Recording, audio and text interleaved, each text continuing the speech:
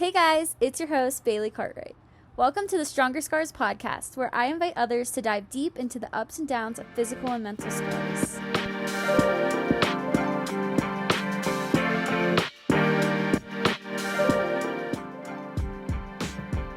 Hello everyone, welcome back to the Stronger Scars podcast. Today I am joined with Jason Kutney, who was my coach at the Riverhounds for quite some time, had to put up with me for a while, and we'll talk later, but I obviously learned so much from him, and he is actually the founder of the Riverhounds Academy, which is really cool. And he does some coaching for the Riverhounds and is the ECNL Boys Commissioner. And Jason, did you know you are on Wikipedia? I did know that. I'm scared to see who updates that thing, but yes. I was like, I want to make sure I look him up just to confirm, he's still doing the same things. And Wikipedia came up. I was dying. I think, does that mean that I'm old? Is that what that means now? Or is no? No, it means that you were famous at one point. At one point. Thanks for saying that, Bill. But if you want to go ahead and just kind of introduce yourself a little bit, if I didn't do that good of a job. Well, I think you did a good job of saying that I put up with you as a coach of the one and only Bailey Cartwright for many years. But yeah, so I was fortunate enough as a young pro player to get involved with a few business opportunities that led to me part owning and operating the Riverhounds franchise when I was 23 years old. So some of the first things that we did there was build a youth academy, which Belly, you were part of as we went on through time there, and then it ended up with me having the ability to build a downtown stadium for Pittsburgh, which was really cool. But in 2019 is when I was offered the position to join ECNL and become the boys commissioner. So decided to take a little bit of a leap of faith and go into the league operations side of things, and been there ever since. So it's been good. I think too, because what did you major in college? So I double majored in finance and investment management. Me and my dad were actually talking about you this weekend because they were here to visit, and we were saying you're like one of the most technically smart people we know. Like you just kind of can think of ideas and things that other people don't think of. Because you're like, you do a lot of marketing, correct? Yeah, so I think overall, yeah, I mean, yes, on the marketing side, I think my strength has always been brand valuation and building a brand. And so I think with anything else, you just kind of look at different companies around the world and what they're doing well. And I've always been fascinated by that. I know you and I talked about that ways back as well when you're starting Stronger Scars, but just I've always been interested in how companies build brands globally, and I've tried to take those lessons learned and apply them to what I'm doing. So, yeah, marketing I've been very heavy-handed with the Riverhounds over the years, and that's kind of phased over to the ECNL now as well.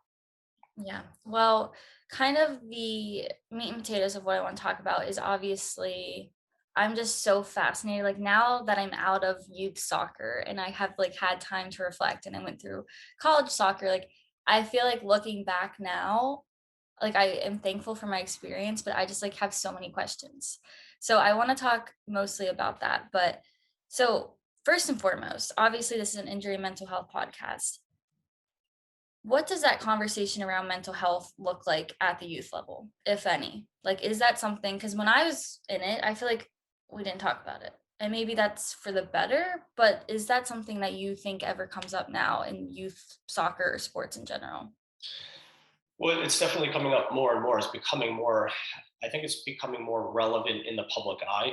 It's always been relevant, right? But for many years, it was just kind of pushed under the rug. And it's just kind of, the old mentality of rub dirt on it and keep playing for physical and pretty much the same for mental injury. Sadly, I think that was the case for concussion protocol way back in the day as well. So a lot has changed because of awareness, and people like yourself have brought awareness to it, and that's the reason it's becoming more relevant. So, kudos to you and what you've done with this, and I think to all the other athletes that have brought to light some of these issues that they're facing in their day to day. That the rest of the world oftentimes looks at athletes and figures they just go out there and perform and play at the highest level, and then they go home, and no other issues in their lives can ever get in there and infiltrate their brain because they're just so focused on their craft. That's not real, right? As a pro athlete, you deal with so many different things, just like you do as a youth athlete. These youth athletes are in school all day long, getting ready for tests, freaking out about whether the college they want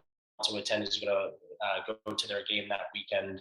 There's just so many different things that play into it, relationships in and out of school. And, I think what we see now is people are becoming more aware. And so clubs are starting to invest in having a sports psychologist to work with players or provide an outlet for people in their club to reach out to, even if it's not someone that's in the house, like an MLS academy may have someone in the house because of the budget they have. Some of these other clubs are outsourcing and finding relationships with sports psychs in their neighborhood that could help their players. Do you think, because this is something I battle myself with, like, because obviously I'm a mental health advocate and I'm, always going to support that, but for, speaking with youth, do you think we genuinely need that at the young age? Like, should we invest in, sending our children to sports psychologists and making sure that everything's going okay in their head? Like, do you think that's needed, or do you think that sometimes you shouldn't bring it to light until, something happens? No, I think it's needed. I think it's the difference between being proactive and reactive, right? When you react to things, I think it's already too late. And so yes, you can react to things in a way that sets precedent for how you treat them in the future. But if you don't then in the future do things proactively, then you've not gained anything from that experience. So for me, yes, the more we engage at the younger ages, and sometimes just listening to players. I think in my own coaching, at some point I tried to transition from being a coach to a manager. And when you manage your players, it's a little different than when you coach your players, because when you're coaching them, you're just trying to get to an end result in that game. When you manage them, you're managing through the 7 days of each week leading up to that game, and then the aftermath of the game. So I think the sooner you can do that for younger players, at least making them aware that people are there to talk to look at the game in a different way, to channel stress in new ways, it's only going to help. Yeah, I think that's important, the awareness factor, because I mean, I had no idea growing up. Like, literally, like you said, like, put some dirt on it, keep going. That's the mentality. And I don't think it's no one's fault. It's just the world wasn't talking about mental health. It wasn't relevant. It wasn't, and it was in many ways it was frowned upon if you did. You were you were considered soft if you talked about those types of things, and so that was an issue from years back. I mean, I remember being a young pro player, and as a first year player in the pros, like you don't know what you're doing yet. You just came out of college, you were a very good player in college, and now you're at the pro level, and you're around all these really good guys. The difference is week to week, the coach is always looking to replace you with someone better. You never feel like you're in a position where you're going to start the next week and you're going to start. And if you have an injury and you come back from that injury, you don't know that you're going to play again for weeks. And so I think that was the first time for me where I just started thinking like, how do I get through these moments myself? And I kind of turned to reading some books, and I'm not at Mhm. that time. It was funny because I never really read much at all. I still don't. I'm an audiobooks guy, so I'm well listened, not well read. But at that time, I started reading some books about athletes that dealt with stress and like how they dealt with it. And to me, it was just a calming effect of hearing that other people were dealing with similar type of stuff, even if they were at a much higher level than I was. Just knowing that other people were in that same spot helped me. Yeah. Well, this next topic is something I have been thinking about for years now, because when I look Is this back, why like, I didn't play you as a defender or no? yeah, and I was number 5. Do you remember this? Um, but I I'm so I just, like, felt so unprepared for my injury, and I battle with this question of, like, should you be prepared for an injury? So, like, I feel like so many people I've talked to on here, college athletes, they say, "My first injury was my freshman year. It was the first injury I've ever had in my life," and they just seem so unprepared for it. Although I understand the answer is not to, wish people to be hurt when they're younger, like, obviously, that's not the answer. How how do we help prepare athletes for that adversity? Because I was so unprepared, and that's why it hit me so hard. I mean, it's a good question. In some ways, sharing experiences. A lot of coaches have gone through these types of injuries. I certainly have gone through longer term injuries as well, and I've tried to share those things with players that I coach. But it's kind of like I've related to in the past to like having a baby, right? Like I used to hear before my wife and I were blessed with our first baby. I used to hear from everyone like, "Oh, your life is going to change. It's going to be amazing. You can't wait to." But even up until the day that our daughter was born, like I didn't I didn't get it. And Right. then as soon as she was born, like boom, like I got it. And so I was in it because it was real for me. I think injuries, when you hear other people have had injuries and they're long term, we feel bad. We feel empathy for that person. But Mhm. until it hits you, it's hard to really know the true impact. And so it's hard to simulate that. You don't want to simulate that with an injury. You don't want to build up injuries that people understand what it's like, because we don't want people to get injured. So it's more about sharing experiences and helping them understand that when injuries do happen, there are things that can be done through that period of recovery where you can still get better at something, whether it's on the field or off. You can get smarter with the game, you can study the game, you can learn, you can contribute to the game. Look what you've done with Stronger Scars, right? So you've turned time in that injury phase into something productive for others. But it's hard because I do think in some ways, until it happens to you or Mhm. someone who's very, very close to you, it's hard to really feel that effect. I think one of the biggest things that probably played a role in me taking my injury so hard, like, obviously, it just sucks, like, there's no way around that, but I identified as a soccer player and a soccer player only, and that obviously came from my youth and the way that I revolved my entire life around soccer, and I think it took me the injury to value myself outside of the game. And I, I always tell athletes, like younger people in high school, like you have to value yourself as more than an athlete. But how do we do that? Because I still don't have it completely figured out. Yeah, and I mean it's funny because you commit yourself to that craft, right? And like I was part of the generation before you that still played multiple sports as long as we could. Right? I didn't give up baseball until I started going overseas with the US teams when I was 16, 17 years old. And so for me, I was multi-sport until that point. I still dabbled in basketball and everything else, but for me, it was baseball and soccer. Um, Outside of those two things, though, you're right. I mean, you're kind of in your world. Everything you do, the way you eat, the way you work out at the gym, the way you think about like managing your schoolwork is so that you're always ready for practice that evening or for the weekend of games. And then all of a sudden, it comes to a halting stop if you have a serious injury or a long-term injury. For me, I could say the same thing for when I retired from playing. It was tough. Like I wasn't really ready for that. The challenge that I also faced was that my office looked over this stadium field. So like every day after retirement, I'm looking out there at the guys still training, and I feel like I'm, still physically able to do it, but I just wasn't doing it anymore. So, it's interesting when you bring up these topics because everyone who is an athlete identifies as an athlete. The more we start thinking of doing things outside of that realm, we start to worry that we're detracting from what we put into the game and that we're not going to be as prepared for the weekend. Little do we know that those other things in life actually help contribute to the game. I'll give you one really good story about this from a girl that I coached a few years after you graduated. Her name is Jess, and Jess she's a very good soccer player.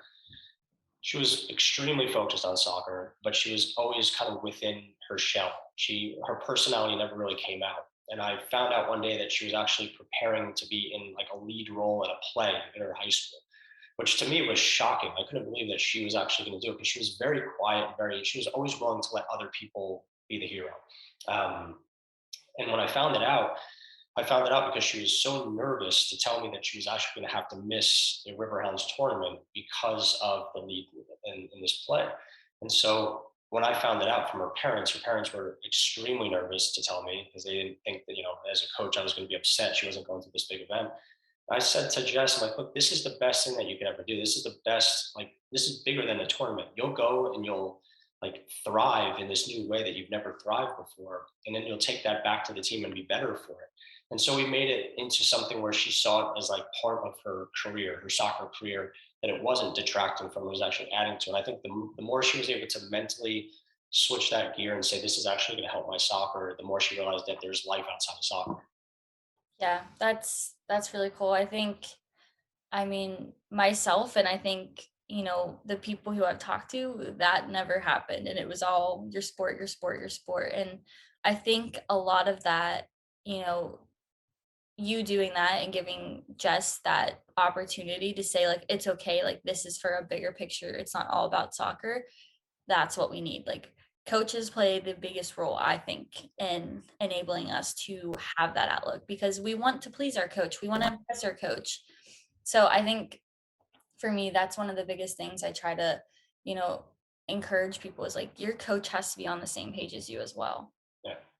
Yeah. And I mean, you start to, I think, as you get older, you start to, of course, the older the wiser, right? So I'm a lot wiser than you now, Billy. But as you start to have kids as well, you start to see things differently. And I was a way better coach after I had my daughters than before, right? Because I started to feel emotions that I hadn't felt before in terms of how to help other people, how to put myself in a position to say, what if that was my daughter? Like how would I coach that person if that was my daughter? So it makes you a better coach and a better person, or at least it gives you the opportunity to be. And so with things like Jess's situation, like I don't know if I would have done that years before. I don't know if I would have had the same reaction. So like I got a lot better as a person and as a coach because of having my children. But could I have done that 10 years before? I don't know. I don't know if I would have had the same reaction. It's interesting. We all just can continue to evolve. Right. Yeah, that's really interesting. I want to talk, I don't like to talk about myself often, but I want to talk about because I think it's important. I think you can learn a lot from my journey through my attitude in my life. So I want to talk a little bit about, when you were my coach, let's be real, I wasn't the nicest person. I wasn't the best teammate. And I want to talk a little bit about that and how you handled that. And then I can talk a little bit about how I transitioned to where I am now because let's be real, I'm a better person. I just you kind of give us a little down low. Well, it's interesting because I think and many people often say, and it's very true, that you don't have to be a pro player to be a good coach. Right? Like pro players, everyone thinks that a pro player can easily become a good coach. That's certainly not the case. One area where it does help you is in personality management and just understanding different personalities. And so, because I've had that kind of under my belt that I played for those years at the pro level, you're around a lot of guys that are big egos, right?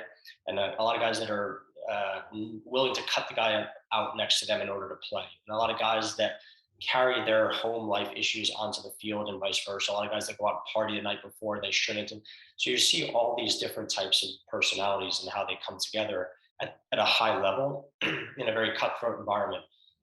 I always looked at you as a person that knew she was going to go and play at a high level and wondered if the people around her were going to help get her there. And I think in some of that came out, it could come out negatively to the people around you because you're not willing to sacrifice your goals if they aren't up to the standard that you wish they were. And that is not easy to communicate amongst a team, right? Especially a team of girls that are in their teenage years, right? Like we knew that. And so we talked about that many times where you had this lion mentality and others were not always willing to accept that. Now, there were some that had a similar type of vibe, and so eventually it melded together. I didn't see you as being a bad teammate, right? And I think you had moments where you saw yourself as a bad teammate as you looked back on your youth career. I think what you saw though was you had to figure out how to channel your desire to accomplish certain goals within a team environment. And so you can't always do that at the young ages because it's some players that just care about playing this club year and they don't really care about necessarily college soccer, others that care so much about it but don't have the ability to do it, and then others that have that small group that has the ability and has the mindset. You were in that small group. So for me, managing you was a lot more of managing your expectations for the people around you and then helping you understand if their expectations don't seem to measure up to what you want them to be, how do you get through that or how do you get over that hump? And there weren't always easy ways to do it, especially in a game when emotions were high and the game was on the line. For me, it was more about trying to manage your expectations as opposed to helping you be a better teammate. Because to me, you were a good teammate. You were trying to bring others out of their shell in a way that you wanted them to be. They just weren't ready for that at the time. Not all of them, anyway. Interesting. I was not expecting you to say that. I mean, I definitely am my biggest critic, but I wish I would have handled things differently.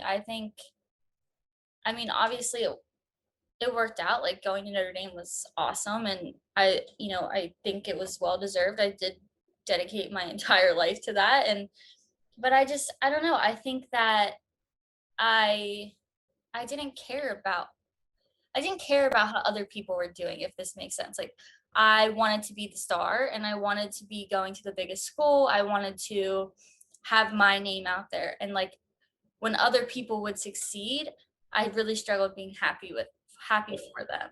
Yeah. And that's why when I think of my youth career, I think of being a bad teammate because I wasn't someone like Jaina who was like genuinely happy for her teammates' success. Yeah. What's different? I mean, there, as you've learned in life, everyone's different, right? Everyone's wired differently. You know, a Jaina Fittipaldo is someone who is the quintessential captain. Right? She's the person that will always pull anyone up, and I think she showed that when she went to Illinois. You know, she didn't have the playing time that others would have demanded at her level.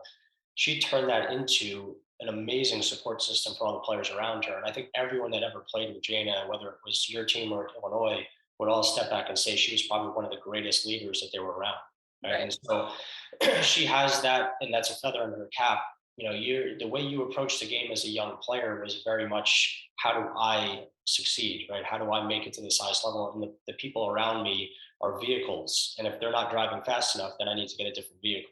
Right. And that's a harsh way of looking at it, but that's the pro mentality as well. And so it's okay for kids to have a pro mentality. What's challenging for them is how to handle that within a world where the others don't have that mentality. Not everyone does. At the pro level, more people have it. There's still a lot of guys at the pro level that are lazy and will, don't deserve to be there, but they get there based on their, in some ways talent, in some ways connections and networking and things like that. But when you have a team of people that all understand we're all in this together, we can all accomplish this. Even if you think this way and I think that way, we can still meld this together into one. Those are why, that's a championship team. Look at Michael Jordan, right? Michael Jordan and the Bulls from years ago, he was Bailey Cartwright times a million, right? But he was able to find a way with Pippen and those other guys to, make Dennis Rodman into a star in his own way, and that's one of the most successful franchises and teams of all time because of that. Right? They found a way to meld that together. Yeah, it's just interesting because I mean, for me, I know I talk about this all the time, but like it's crazy to me that it took my injury to me for me to wake up and like honestly for literal terms be a better person because I felt like, and maybe from an outsider it didn't seem like I was that negative or whatever, but like I genuinely feel like I was not a good person, and it took, losing soccer for a long time for me to kind of just realize that there is more and that I needed to just be nicer and be more, available for the people in my life who support me. I think that's what you just said there, being available for people. If you're so consumed by what you're doing in your world that you have no time to be available, that's a problem, right? I learned that in business the hard way. When you're building a small business, and you have these big aspirations for what when we first started the Riverhounds, the thought of Highmark Stadium was so far away. I mean, it was millions of miles away, and but in my brain, it wasn't. Like it was so feasible, and I was probably the only person in the world at that time that thought it was realistic and feasible that we were going to start this like youth soccer program in the middle of Pittsburgh. Not a it's a football town, and we're going to somehow one day build a downtown sports facility for a soccer team. Like I believed that that was going to happen.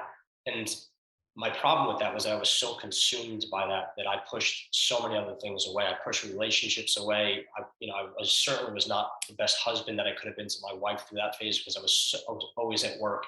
And I wasn't, when I was at home, I was still at work. And even for the guys that worked for me at that time, I wasn't, I admit this all the time now. I was so focused on next, next, next. Like we need to do this.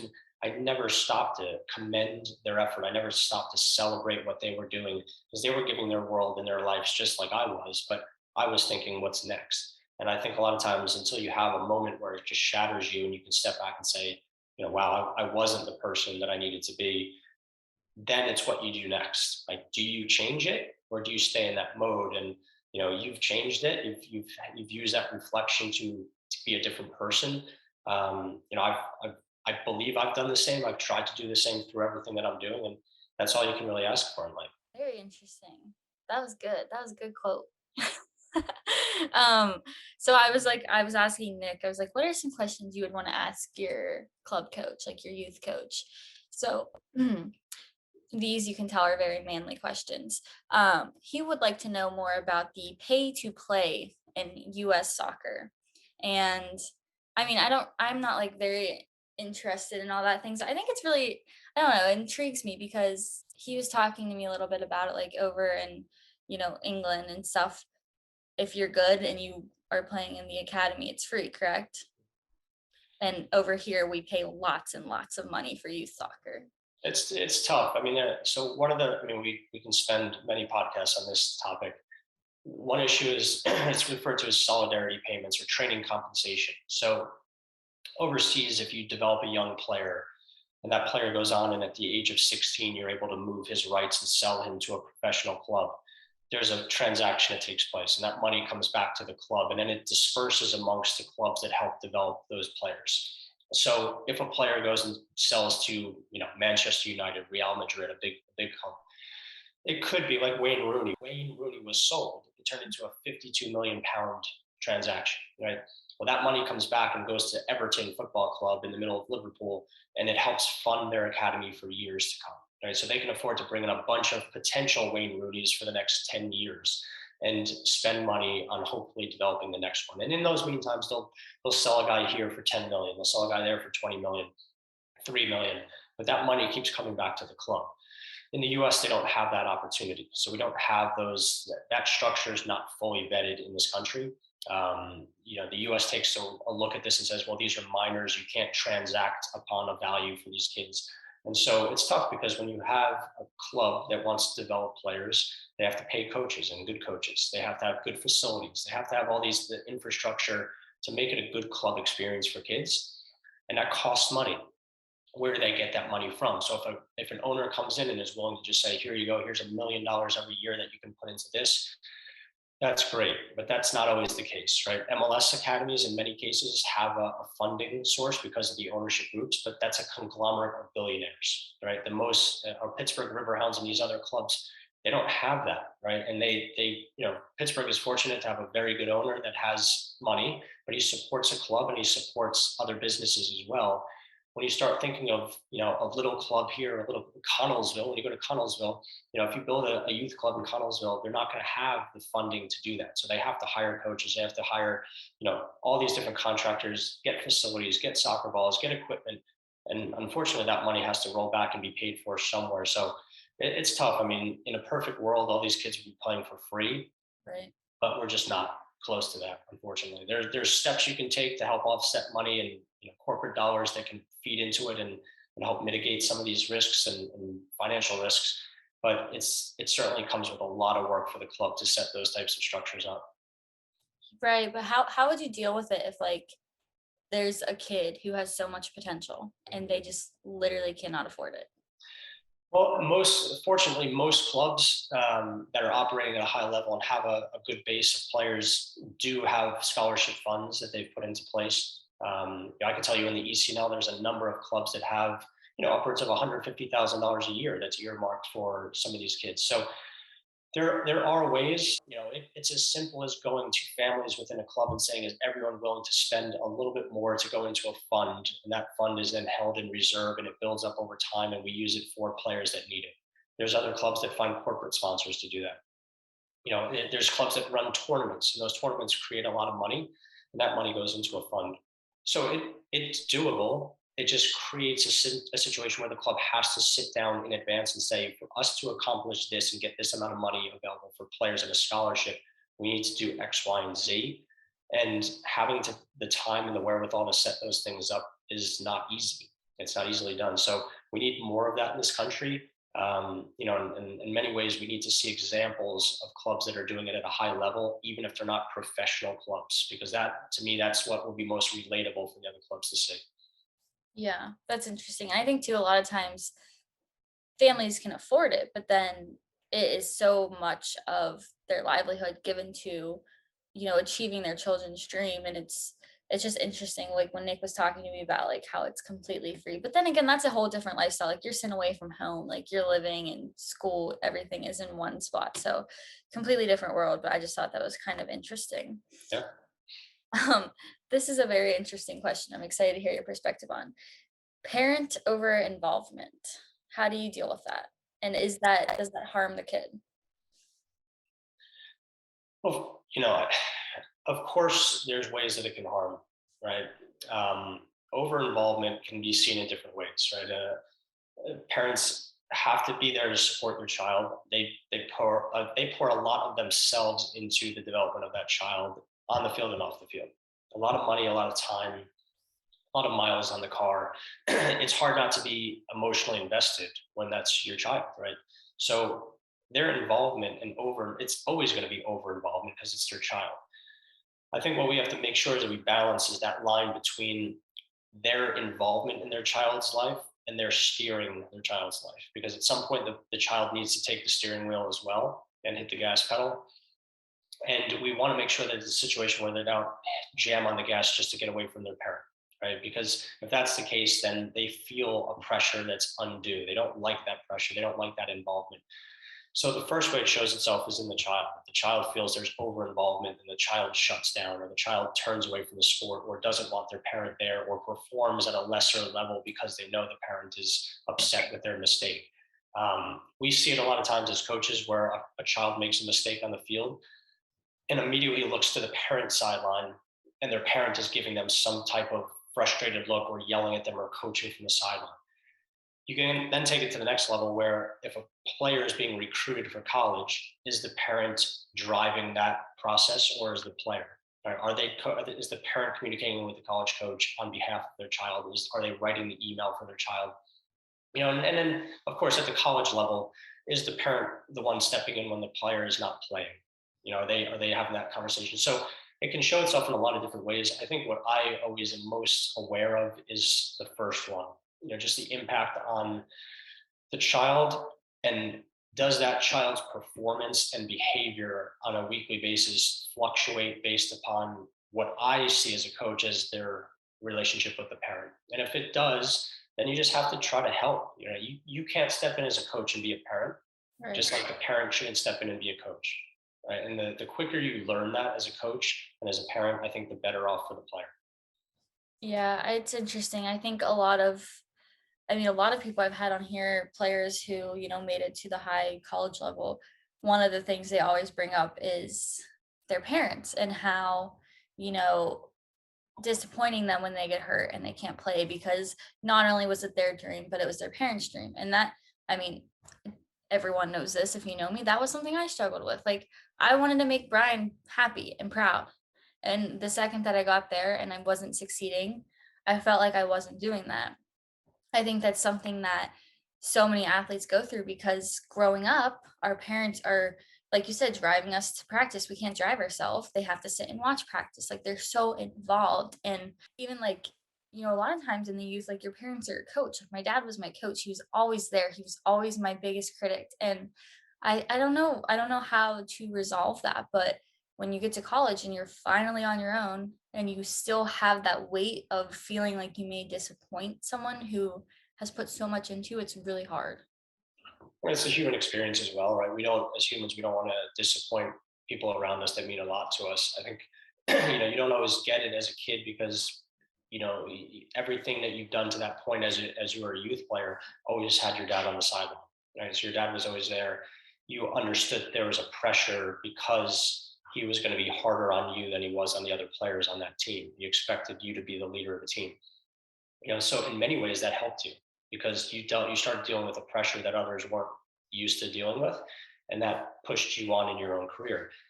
Again, how you channel it though, how you deal with the stress of it is a little bit different for everybody.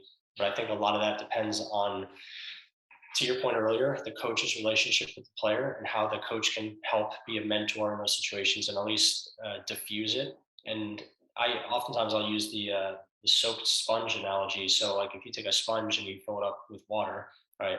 If it's full and you pour more water on it, the water is just going to drip off. It's not going to go into the sponge anymore. The sponge is soaked. And I think a lot of times these players have so much going on in their world that they're a soak sponge. And every once in a while, what do you need to do? You need to wring out the sponge, right? You need a moment to change that. For you, it was in, going to college was a big change, and all of a sudden the sponge got wrung out. Your dad wasn't there on the sideline with you. All these, your friends were there. Kenzie wasn't there next to you, your lifelong pal. Like, it was you on your own, or from an injury, or from a whatever. And so every once in a while, I think the importance of just being able to bring out the sponge and, let things stop, just be still for a moment, think, will help people get through a lot of those things. Because at the end, parents are not going to stop being a parent. They're going to want to love. They're going to want, the coach is not going to stop being a coach. How you balance those two things out comes down to the athlete and how they manage all that stuff that's in their world. Right. And I think one of the things that makes me makes me angry when I hear a lot of people talking about their parents is I get it. Sometimes it's a lot. Like we get annoyed when they're all over us and when they want to be involved in our athletics life or just anything in life. But I have found myself being very compassionate. Like, you have to understand that you're, like you said, that's your daughter. Like, your parents are going to be invested, and they may seem like they're going to be disappointed in you if things don't go as planned, but they're hurting too because they love you so much. And I think sometimes we just want to, fly off the handle and get upset if they're in our lives too much. But at the end of the day, like, they raised us, like, we are a part of them that they care so much about, and they just want to be there for us. And yeah, and the only thing I would add to that is that the most important thing I've learned is that you have to let the child fail. I think when you step in and you don't allow failure, that's a big problem, because that has long lasting repercussions. If you let them fail and then, yeah, explain to them that they did fail, it's okay. And then, and kind of work through why they failed and how they can not fail the next time. That's a lot better than saying oh, no, honey, it's not your fault. It's so and so's fault, or and as soon as you start doing that, I think you create a culture that will ultimately end in disaster. Right. Yeah. Um, so what does it look like for you when your players make it? Like, what does make a player making it to you look like? Is that getting to a big school? Is that, playing time? Is that being happy in their life, finding what makes them happy? Like, what for you as a coach is defined as like saying Bailey made it? Yeah, I mean, in the early years, it was probably based upon the performance of the player and the trajectory that they were on. So for a player like you, it was trying to get you to the highest level possible. Whether that was putting in calls to the national team and having scouts come out and watch, or Notre Dame and networking through to Teresa and trying to get you to that level. And I pronounced her name correctly. See, it took me some time to do that, but making sure that I provided the best outlet for you as a coach, right? So networking, using my network to work for somebody else was key. And so at that time, I think I was more focused upon just, no matter what the player was, trying to get the player to the highest level of playing for them. That changed over time for sure. I think the more I coached players, the more I changed into that manager as opposed to that coach. I just started focusing on their life and, like, were they going to be successful as a soccer player at the highest level?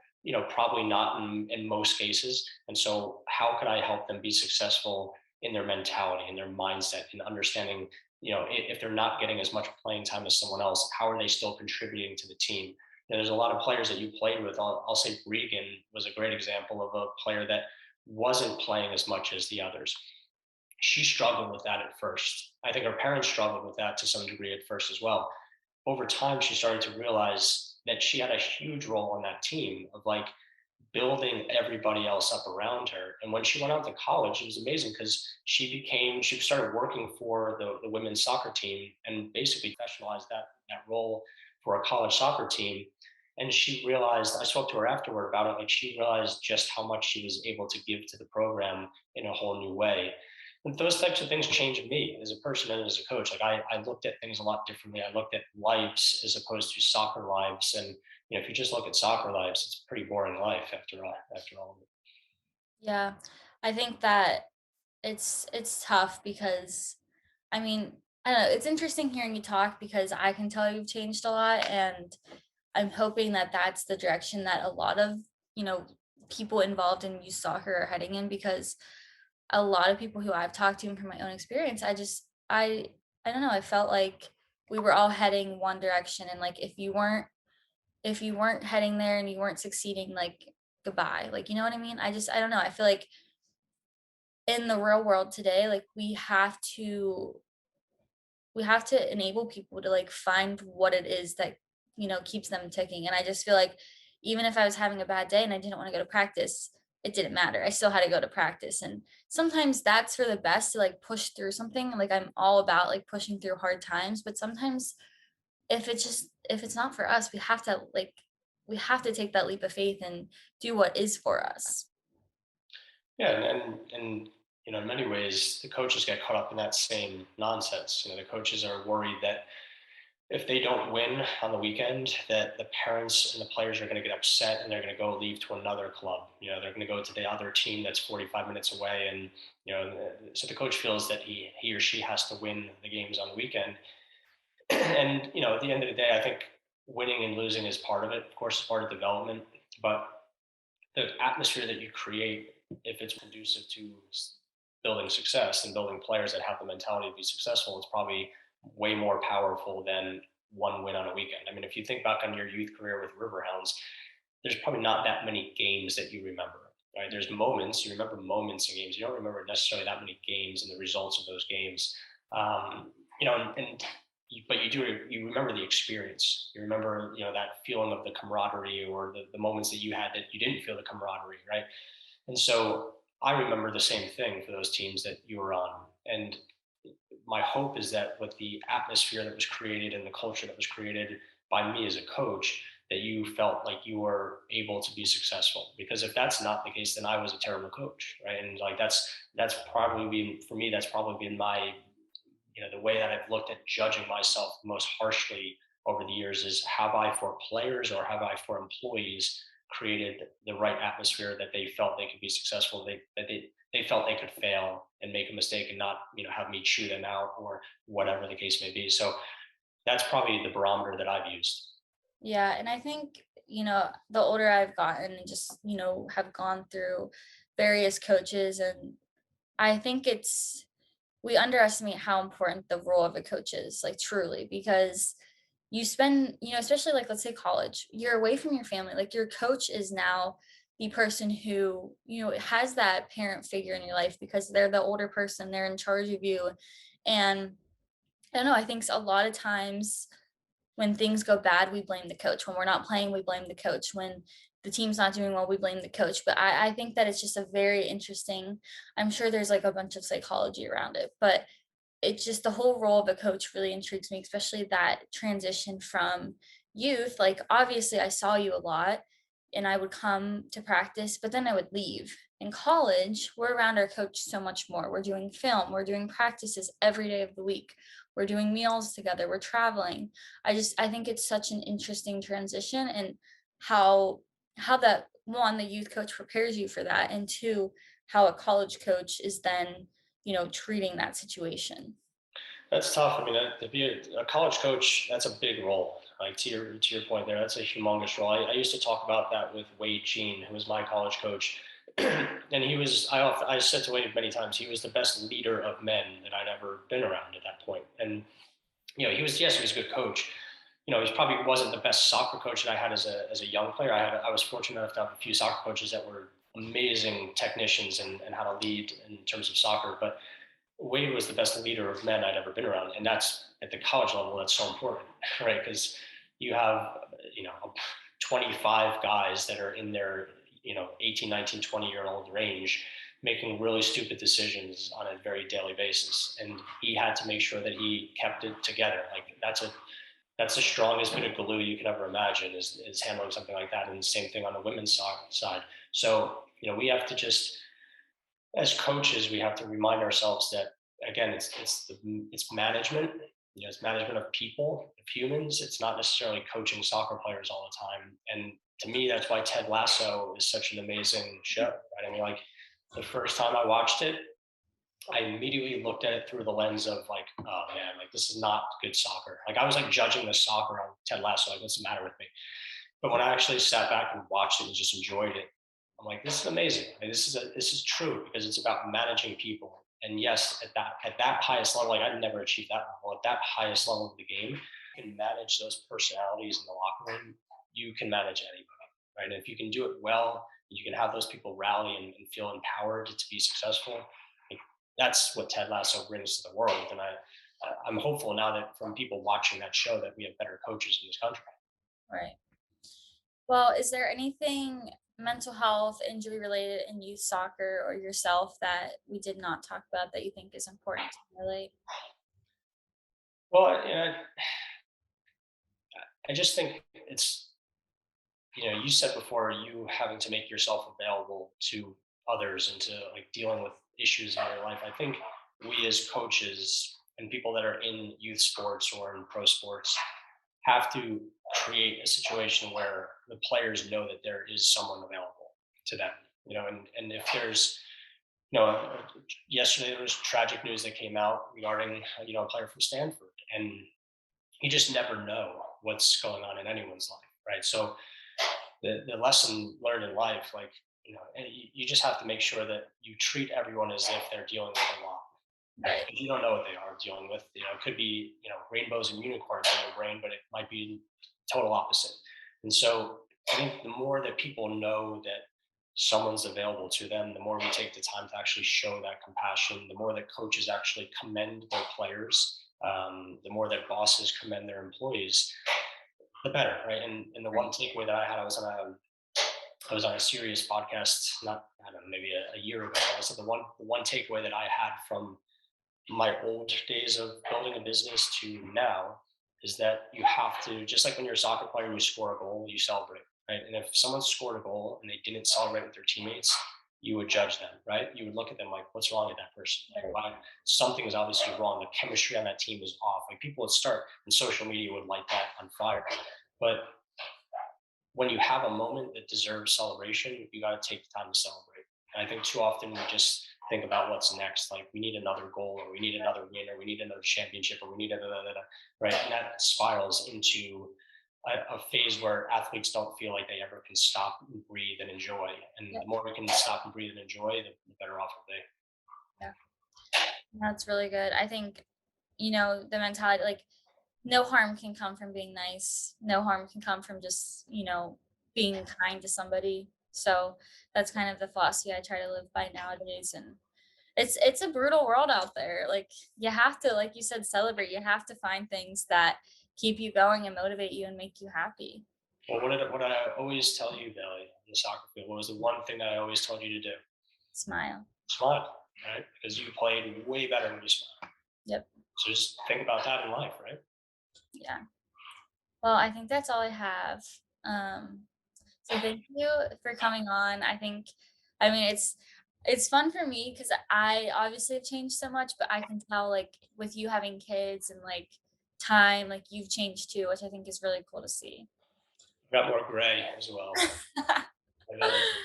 No, but we're proud of you. I mean, this is obviously I was involved in the early workings of this when Brian was telling me all about what you were working on, and to see what you've done with it has been more than impressive. So kudos to you. Thanks.